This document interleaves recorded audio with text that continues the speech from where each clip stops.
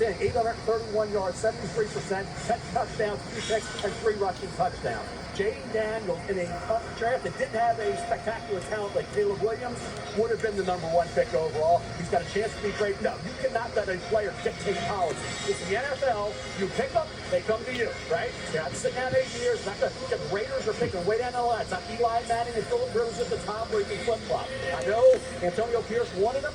Probably would have wanted there. If you're Washington, you need the quarterback, and you got a guy there. I'm sure Dan Quinn, a defensive guy, says, who are defense coordinators going to stress about all week and not sleep about all week?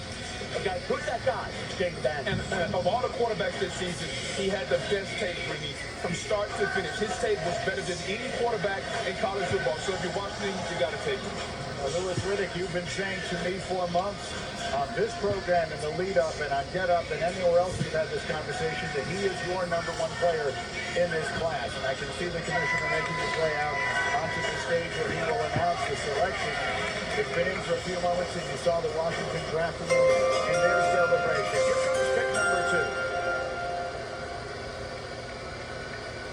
With the second pick in the 2024 NFL Draft, the Washington Commanders select Jayden Daniels, quarterback, LSU. Again, what a season he had. Combined rushing and passing over 5,000 yards and 50 touchdowns. He won the Heisman, the Walter Camp, the Unitas, the O'Brien and Manning Awards, and was the AP College Football Player of the Year. You mentioned he started at Arizona State, started 3 seasons there, 2 in Baton Rouge. So he's 23 years old with lots of experience. The frame, Lewis, is what everyone talked about. Weighed in at 210 at the Combine. That silenced a lot of those questions. Yeah, I never had any questions about that, especially after I got to see him in person down in Baton Rouge. The same way I had no questions after I saw C.J. Stroud at Ohio State. I got the same feeling about him. The people down at LSU will tell you this.